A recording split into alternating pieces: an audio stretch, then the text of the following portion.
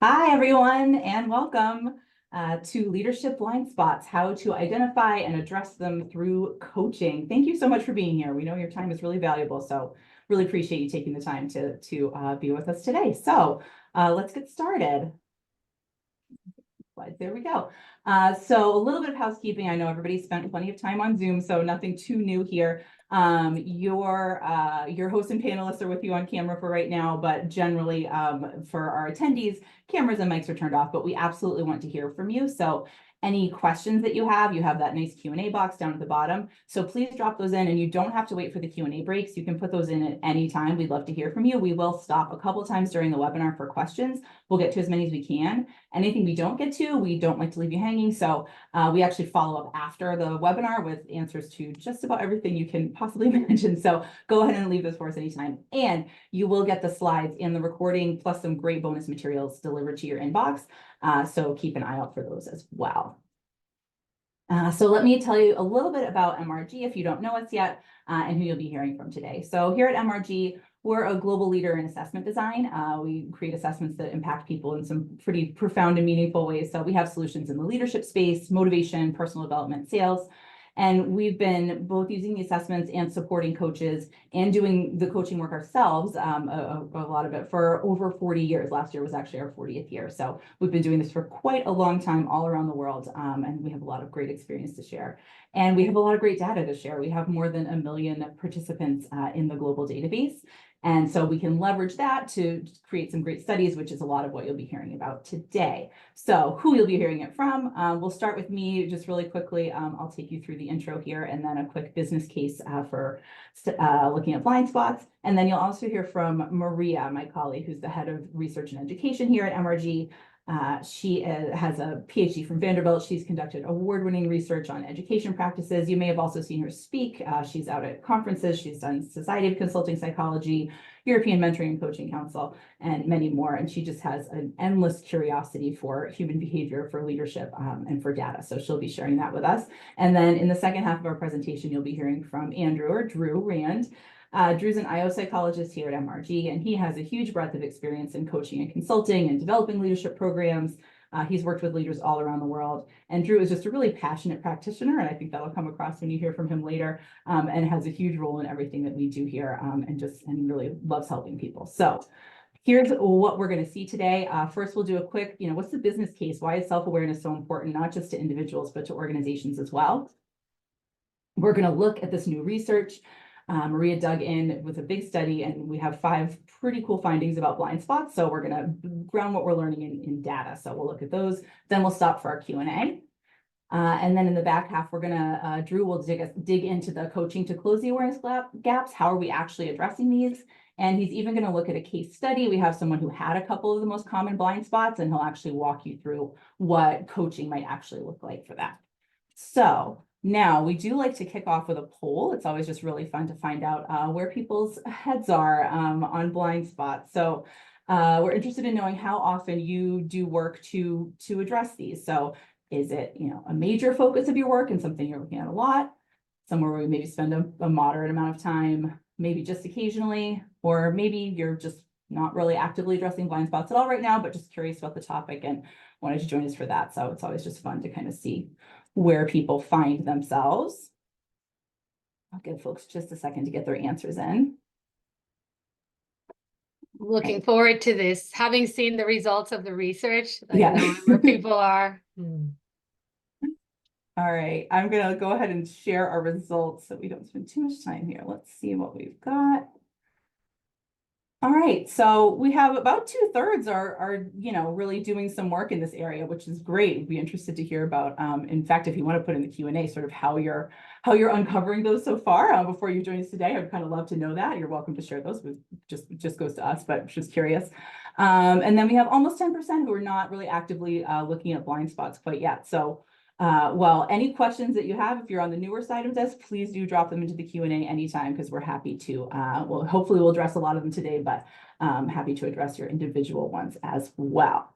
So, all right, so quickly, I think you all can recognize, and clearly from the work that you're doing, you can see, that this is an important part of our work, but organizationally, why do we feel like blind spots matter? Why is this something that we felt like we wanted to study? So, you know, when you think about leadership skills, there are certainly some organizations where they feel like, well, maybe these are, you know, is that soft? Is that like a soft skill? Is that really what make or break somebody? But looking at this study, I found fascinating.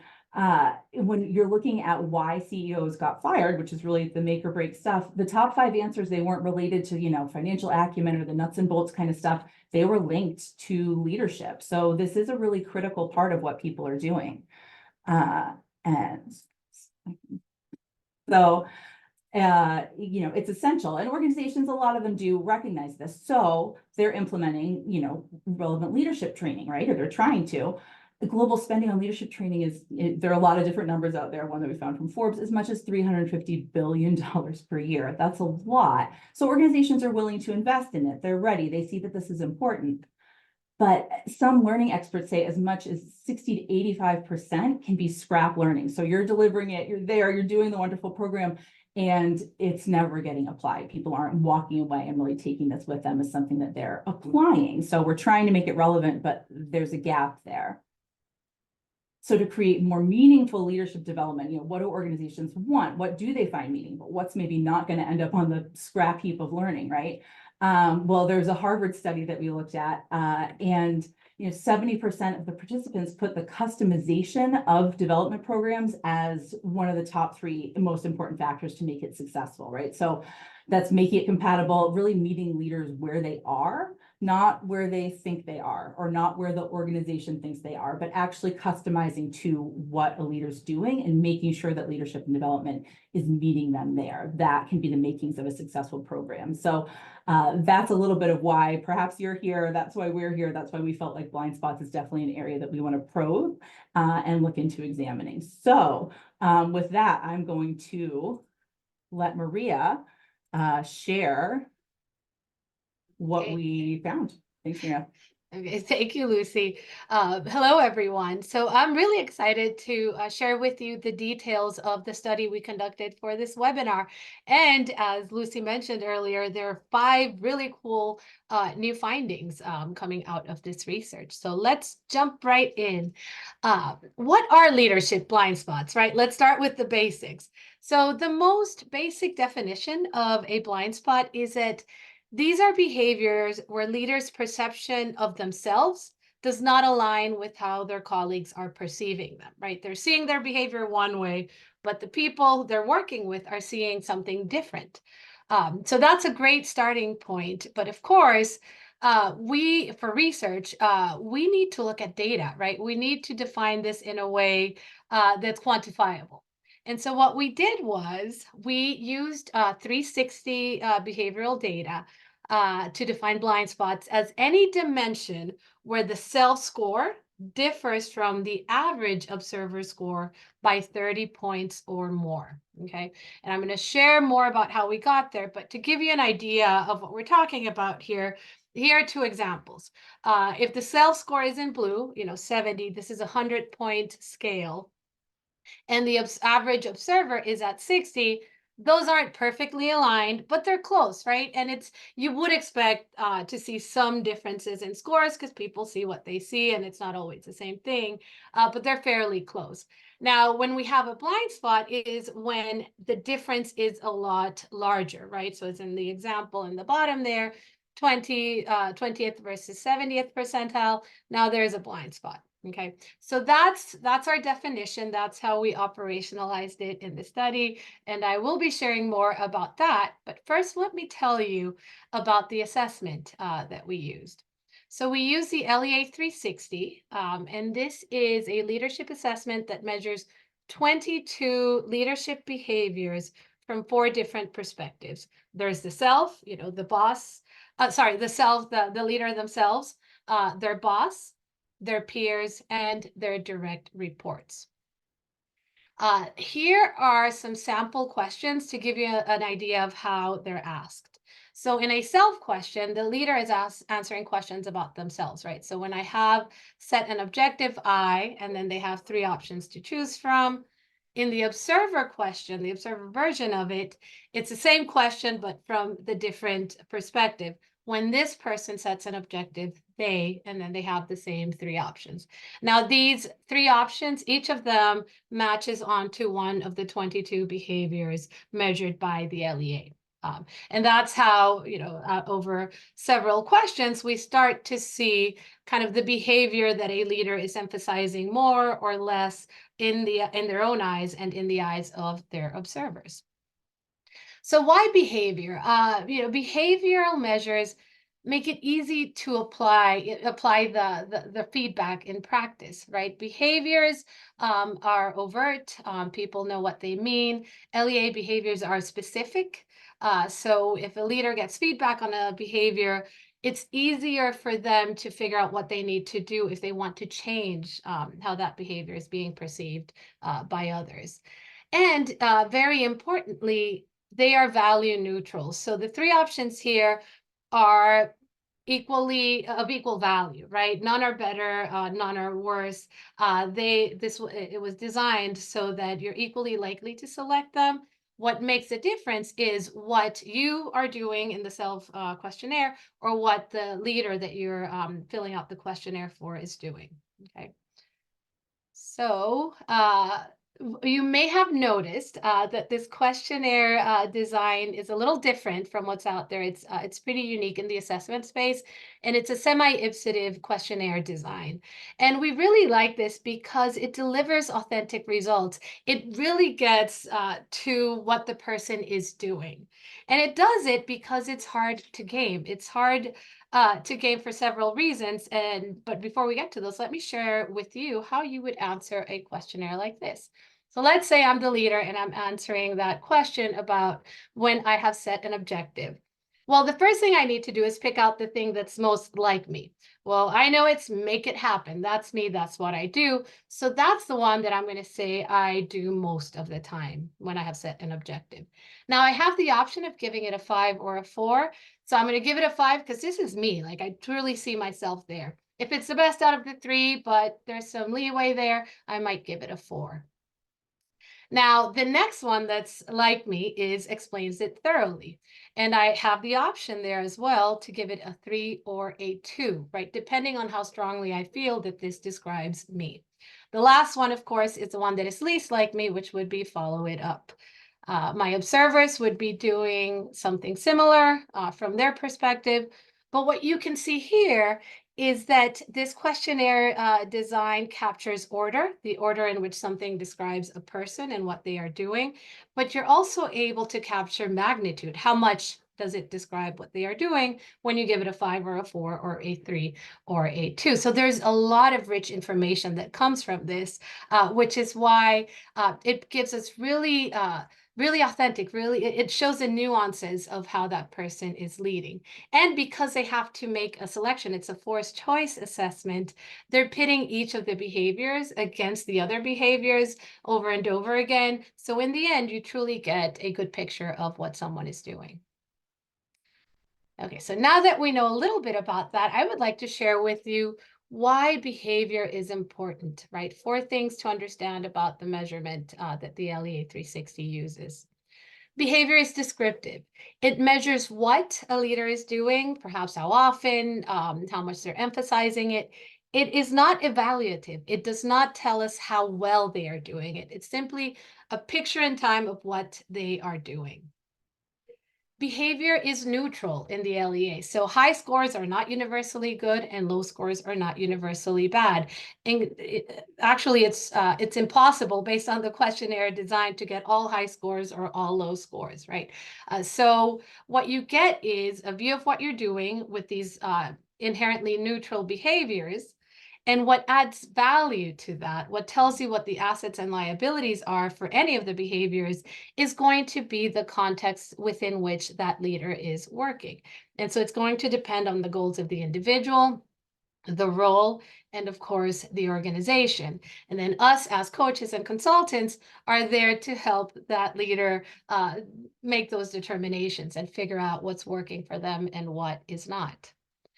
And behavior is malleable. Behavior can change. It is not hardwired, which means with targeted development, they can decide what they want to work on, come up with those action plans, and actually change their behavior profile to work towards their developmental goals. So let's talk a little bit more about how we measured the blind spots in the research. So you'll remember there is a self-questionnaire and there is an observer questionnaire. So over the entire questionnaire, we get a sense of what the assessment gets a sense of what someone is doing in their work life, right? What behaviors they are showing both in their own eyes and in the eyes of their observers. What leaders receive when they get their feedback is something like this, right? Innovative and technical are two of the behaviors measured by the LEA 360. In blue, you can see self scores. Remember, it's a 100-point scale. And what you can see for innovative is the three observer groups, boss, peers, and direct reports, are pretty close in their perception of what the leader is doing.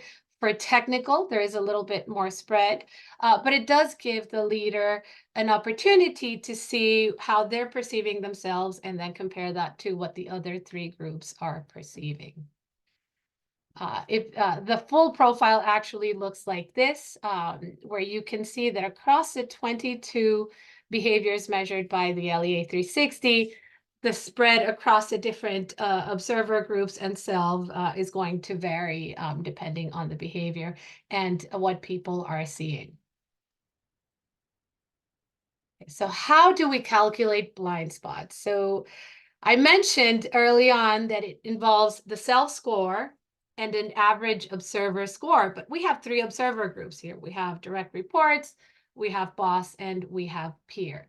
So, and peers.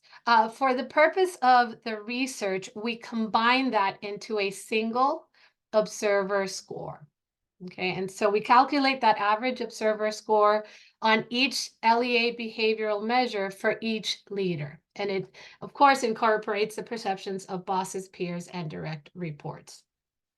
And each of those are equally weighted, right? So each of the three perspectives across those three groups have equal weight on that average observer score. To identify a blind spot, we look for the behaviors for which the difference between that self-score and the average observer score is at least 30 points, so 30 or more. Anything that is less than 30 is not considered a blind spot. This research involves data from 2014 to 2024, so a little over 10 years, and almost 40,000 leaders from across the globe. So it's a global study. All industries in the assessment database were included, which is pretty much all industries out there. We looked at, you can see here, gender distribution, generation distribution, and we started looking at work arrangements, whether someone's working hybrid, on site, or remotely. And you can see here how those were distributed in the research sample. Okay, so let's get to the fun part. What are these 5 new findings about leadership blind spots? Okay, finding number 1. Blind spots are common, okay? Which, I mean, seeing the survey results doesn't surprise, makes me think you're not going to be too surprised by this, but quantifying it, it's really interesting. Leaders have an average of 7.6 blind spots out of 22 leadership behaviors. I mean, that's a third of the leadership behaviors.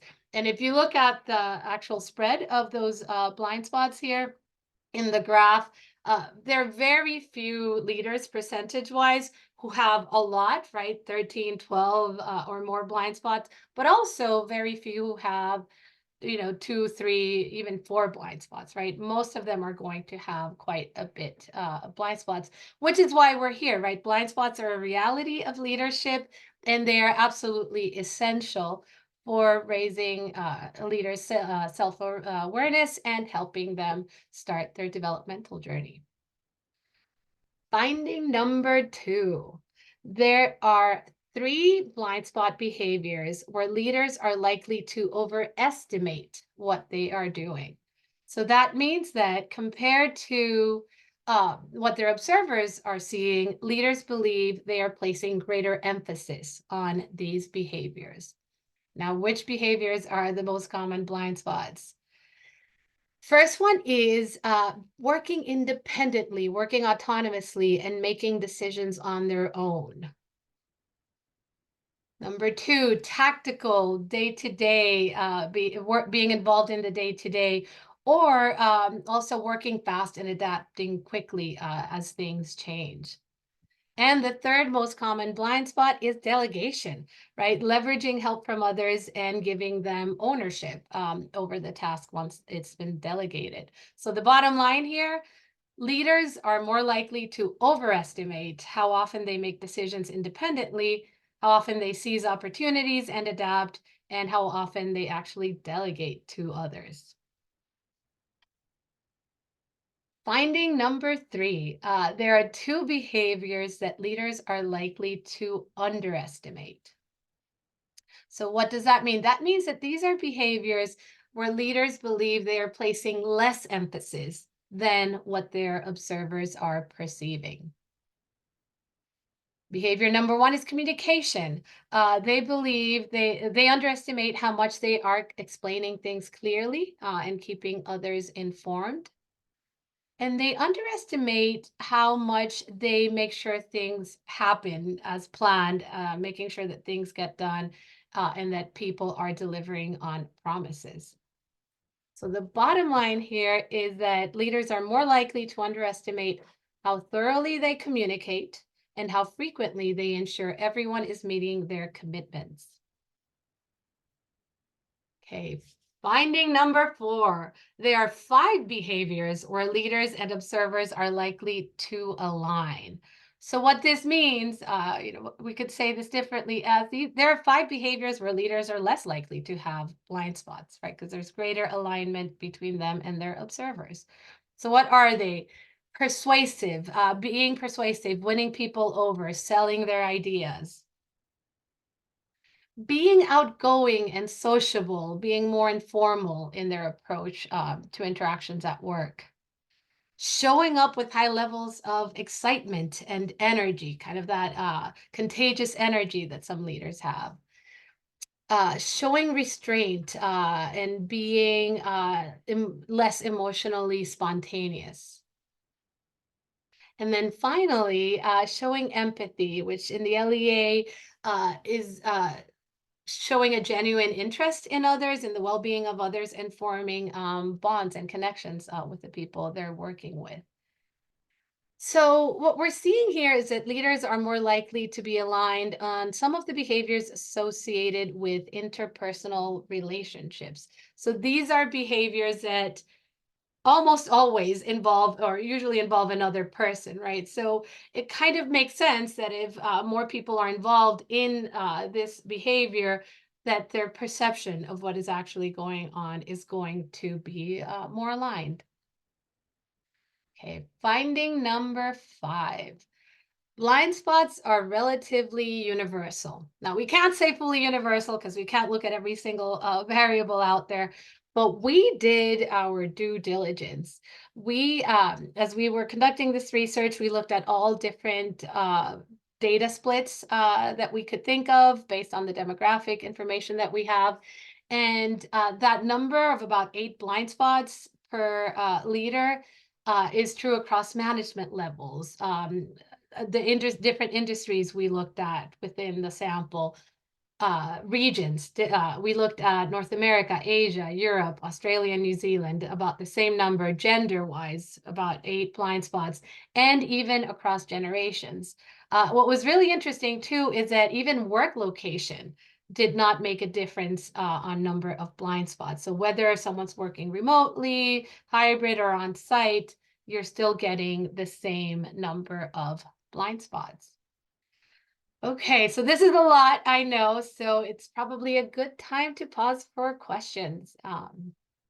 It certainly is. And before I forget, I'm going to start with one that Maria, I thought we had in the deck and a couple of people asked it. So, and I promised them an answer coming up. So we'll do it in the Q&A instead. It was about the different observer groups and if the number of blind spots, or were there differences when you looked at observer groups as opposed to in the aggregate? Yes, so what we found, that's a very good question. So, and we absolutely looked at it. So it's 8 blind spots for self versus direct reports, self versus peer. Bosses, there are 9 blind spots. A very small, difference there. So that 8-ish number still stands, Tends to there. be similar. Yeah. Another question that came up a couple of times was why 30 points? How did you decide that you felt like that was the right range for us to call a blind spot for this study? So that's a great question. So we got together, practitioners at MRG to think about what would make sense in terms of what would be a value where you would interpret the results differently, right? So 50, you're kind of doing it some of the time, half the time, versus 80, like that's kind of something you're generally doing, right? Or if you go in the other direction, 20, you're hardly ever doing it. So it was based on that face validity, what would mean a different interpretation, but also the average number of blind spots that we see are about so 20 so oh no so so I'm looking at different numbers here.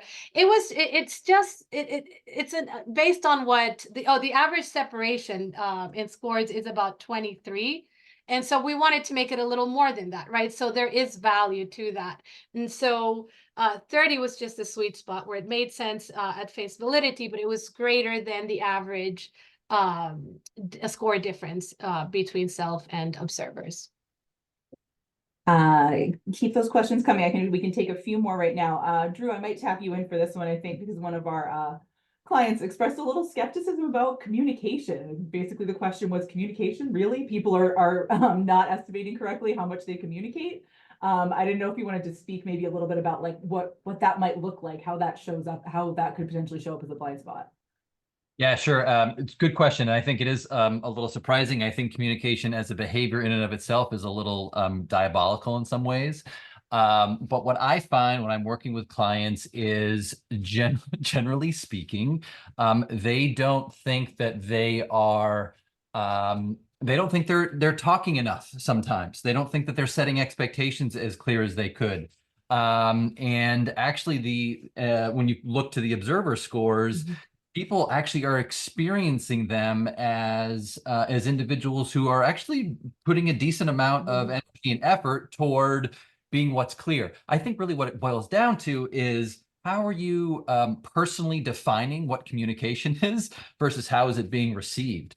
And so I think so I will tell you, when Maria did the research, I was a little surprised that it came up as one of those two on average. But that being said, when I think about all of the practical work that I do, it is something that is relatively consistent, and it's a much different story than if it was the other way around, which I'll talk about here when I get into my stuff. And I think this actually will kind of tee us up for the next section, but it's an important question. If you talked about, low isn't bad and high isn't good, then why are we looking at blind spots where observer scores are lower than self scores as developmental areas?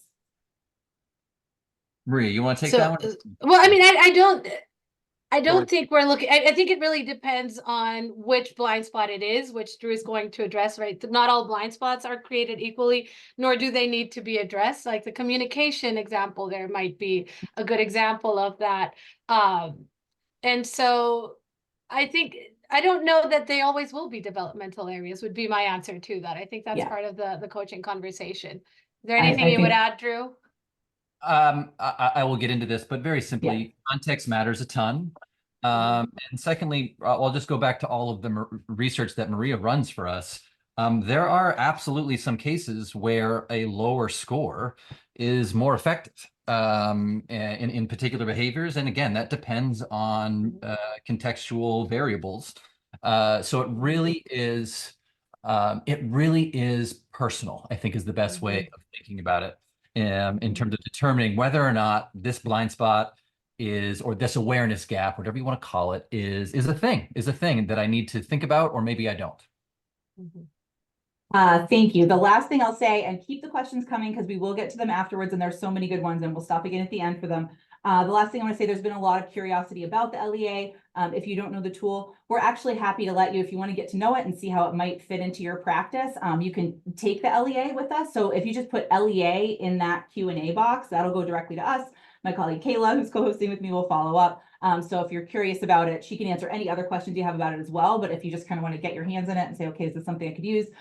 You can go ahead and take that with us. Just put LEA in there and we will send you next steps from there. I will now let Drew loose for part 2. Perfect. Thank you, Lucy.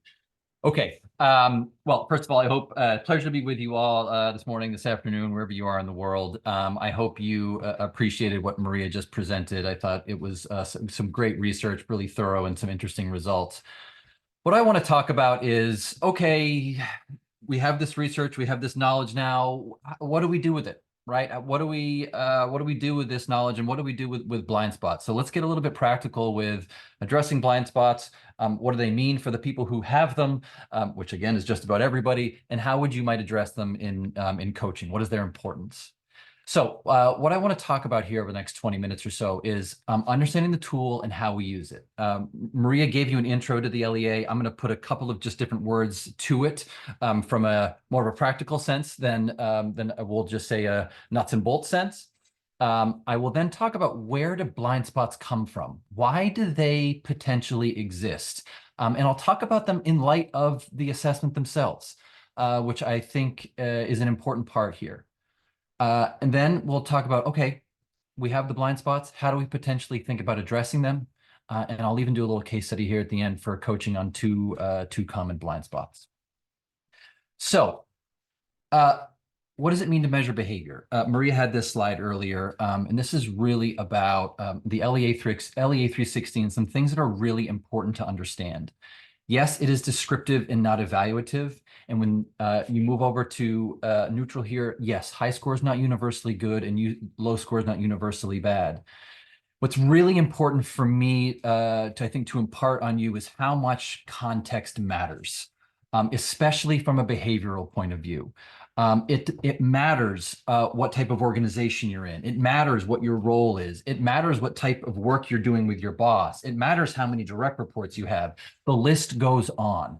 And when you are, from my perspective, using any assessment that's talking about behavior, you have to think about what the context is in terms of the interpretation and in terms of what you're doing with the individual in terms of what they're working on.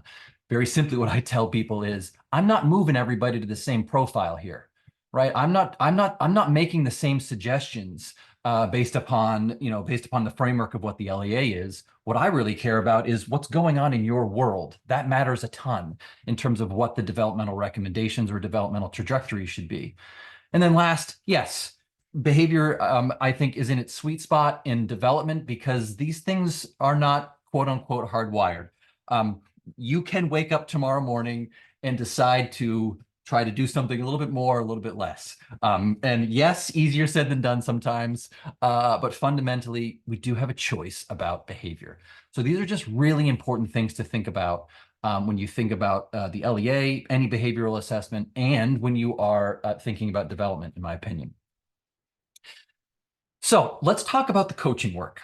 So when I'm working with the LEA, I talk to my clients or my coachees about the work coming in really 3 phases. The first one is interpretation, right? What do the scores mean? How can I help you understand what your perception is versus your boss, versus your peers, versus your direct reports? So just understanding what the behavior is, what the score represents, and really allowing the participant to get their head wrapped around what it is telling them. And as part of that, again, situation matters here. Very often I find when people are a little bit confused about something, well, why would my boss say that? Okay, let's talk about it. How often do you work with your boss? What kind of conversations are you having? What are you trying to do? Are you just updating your boss for an hour a week, or are you having strategic conversations for 10 hours a week? What is going on? All of that matters in terms of understanding the interpretation. And I find when you start to work through that, people will say, oh, yeah, totally makes sense, right? So really the first phase is just that interpretation, understanding what it all means. The second is context, or put another way, so what? right? So I tell people, all right, we've got our head wrapped around what this means. What matters to you, right? Again, what are you trying to, what kind of work are you doing with these individuals, and what are you trying to achieve? And within those questions, what matters? Yes, you have a low score over there. Does it matter? No, I'm fine with it. You have a high score over there. Does it matter? No, looks good to me. Fine. You have a score over here. What about that one? That perception bothers me a little bit. I think that's something we should, put a little highlight on. So again, identifying the so what matters again to the person. What I always say is it's not up to me to decide. I don't know your situation as well as you do. I can help you interpret this information, and I can tell you what the story is, and we can work, but the goal here is to work together to determine what matters to you. And then finally, action plan, right? You've identified the couple of things. Let's keep it simple. I'm not working on 12 behaviors here. We're doing 1, 2, maybe 3. And then action. So you create your plan, and then it's practice, practice, practice, accountability, accountability, accountability, right? This is the role of the coach. What have you done? What have you done? What have you changed? How did it go? What do you want to try tomorrow? All of this stuff. And this is really again, the bulk of the coaching work. But I like to think about the LEA in these 3 phases. I think it helps people to kind of compartmentalize in some ways. Okay, so let's move all of this now in terms of, all right, we've got the idea of what the tool is or what behavioral assessment is, how we like to think about it. Where do blind spots come from? First things first, fundamentally, you have 2 different scores. You have a self score, right, in terms of what the person believes, an individual's perception of how they are, of how they're showing up as a leader, right? What do they feel like they're emphasizing versus not? And then the second side is the observer score, right? So the boss, the peers, direct reports, that combination. And fundamentally, that is, how is the individual being experienced? So again, self-perception, how do I feel like I'm showing up? How am I being experienced? That's fundamentally what we're talking about here. What goes into a self-score? Well, I tell people 2 things. First is, you have to remember that your self-scores represent all of you. It's holistic. It's when somebody's taking the assessment, they think about, okay, this is me from 8 a.m. to 5 p.m., Monday through Friday. They're not thinking just about their relationship with their boss. They're thinking about all of them, right? So there's this global element to the self-score.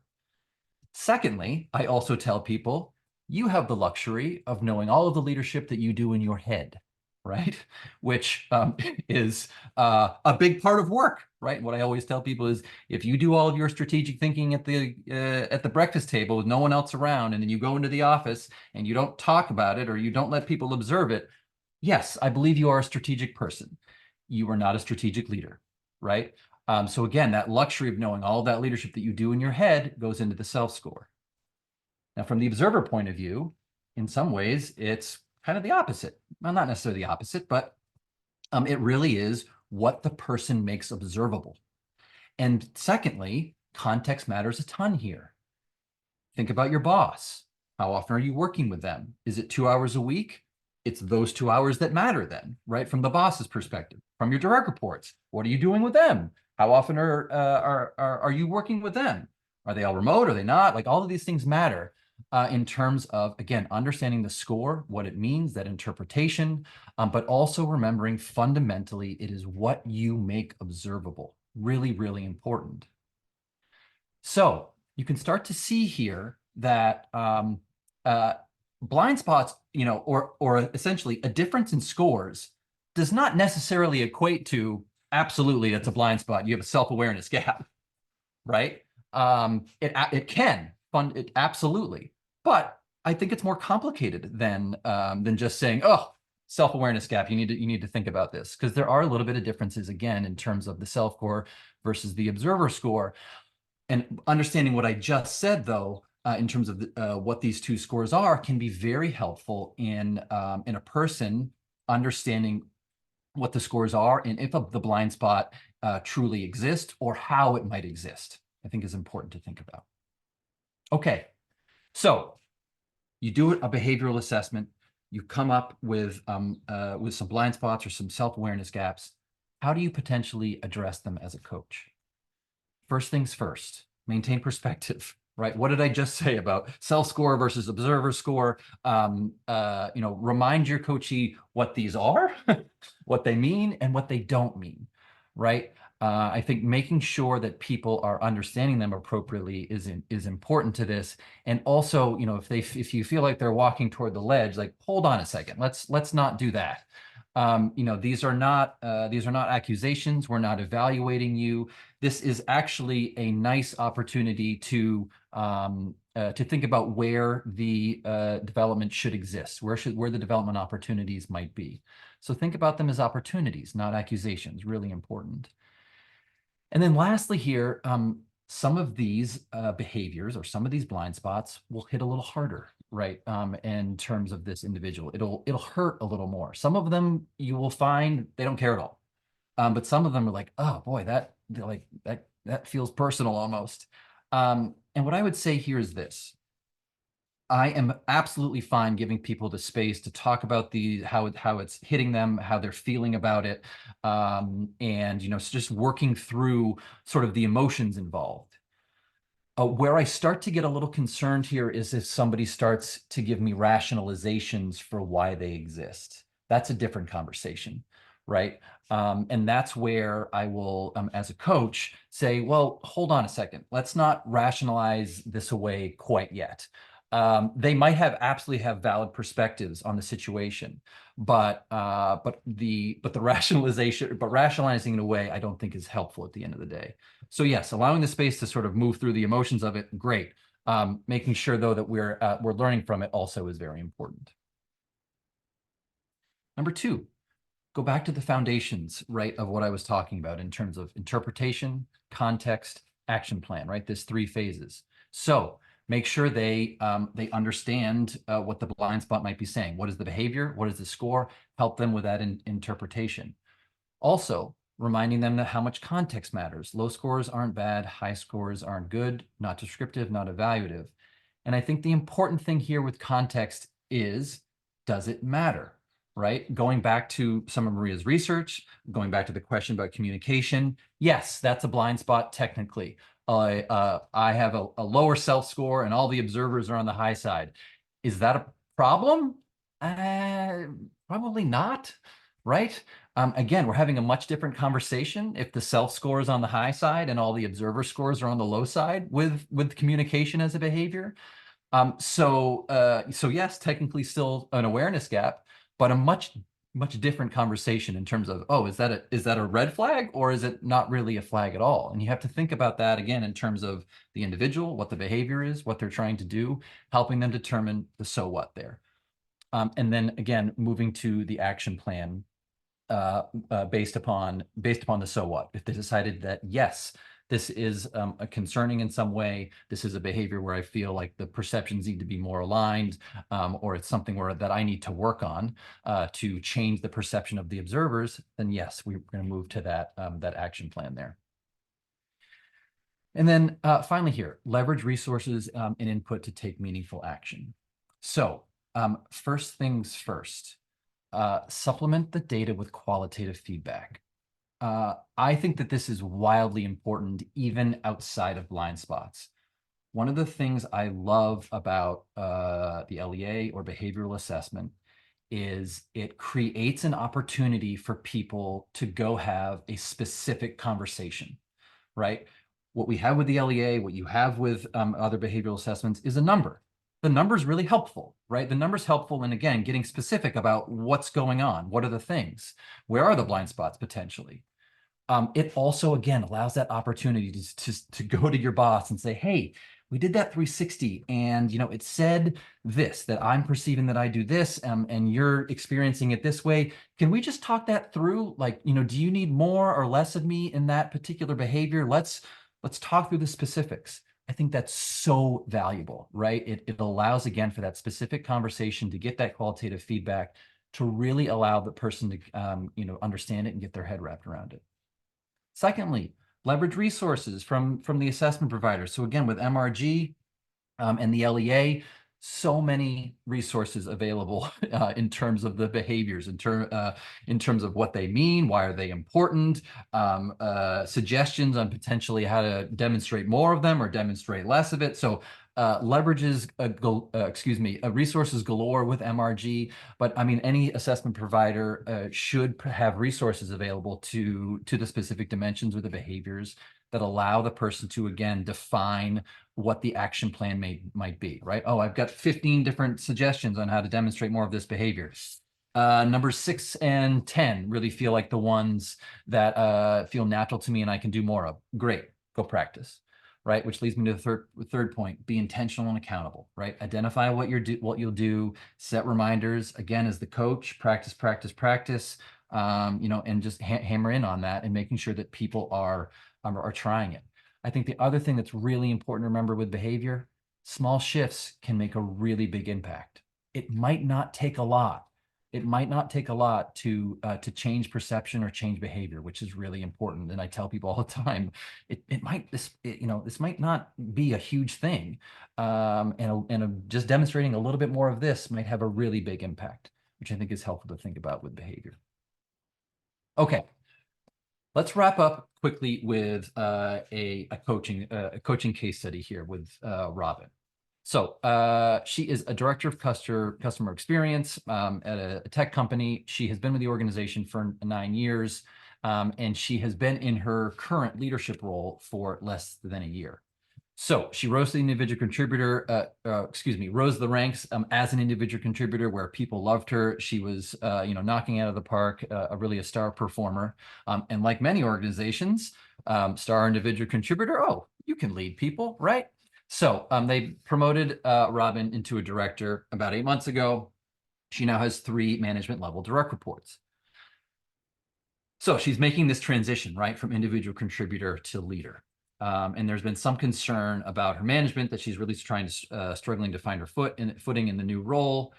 In coaching, she's lovely, right? Really personable, hardworking. You can tell that she wants to succeed. You can tell why she was a really great individual contributor. But at the same time, she's feeling a little overwhelmed. This transition has been tough for her.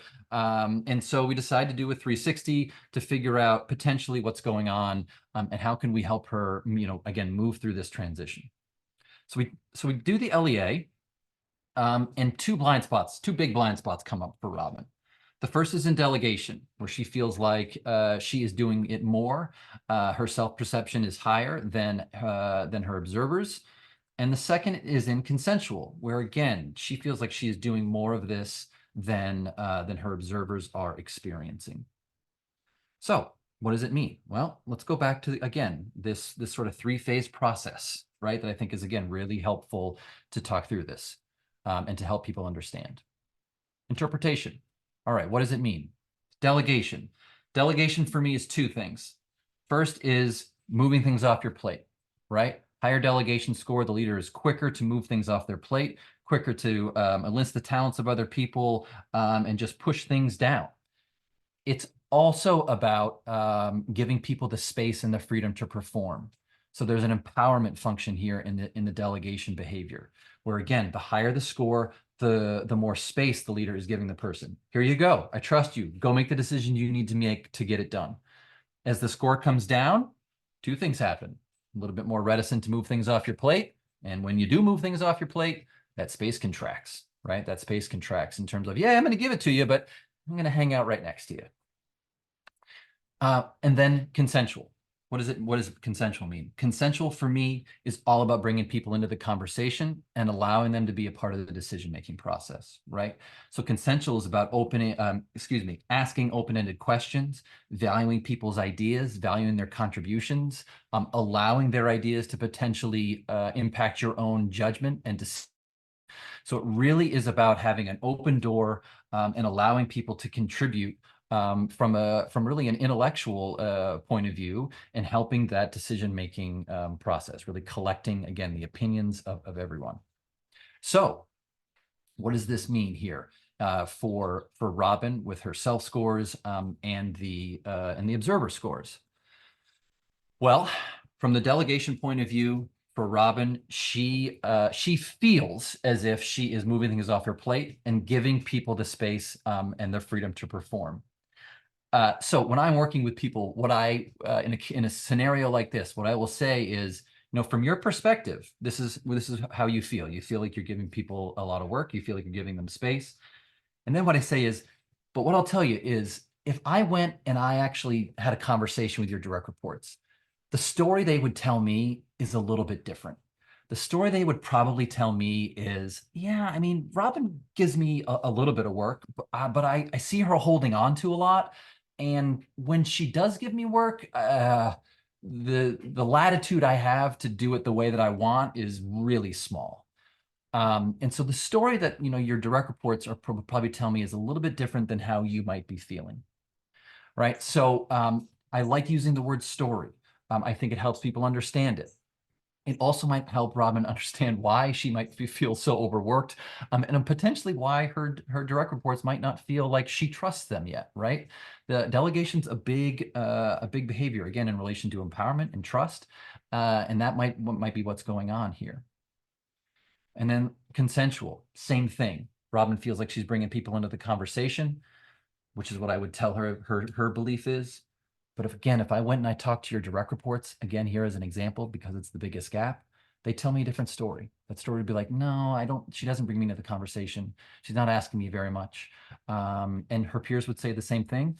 Boss a little bit more, if I went and talked to the boss, yeah, she asks me questions and talks about it, but still there's a decent gap there between 70 and 45%. So people here fundamentally might feel excluded from her decision-making, right? It might, in some ways, what you're seeing here is, what is Robin holding on to, right? Robin is holding on to all of the things that made her successful as an individual contributor. She's in the middle of this transition, and she's having a little bit of trouble, A, letting go, B, trusting people. And these would be two things that I think we would be really focusing on in terms of her action plan. Delegation. Start small, right? Be quick here, give more space. So what's not high risk? What can you move off your plate? Be quicker to do that. And when you do, give people the space to do it. And then consensual, be curious of other people's perspectives. Ask more open-ended questions. Allow their thinking to potentially make you smarter in some way. Show appreciation for their efforts.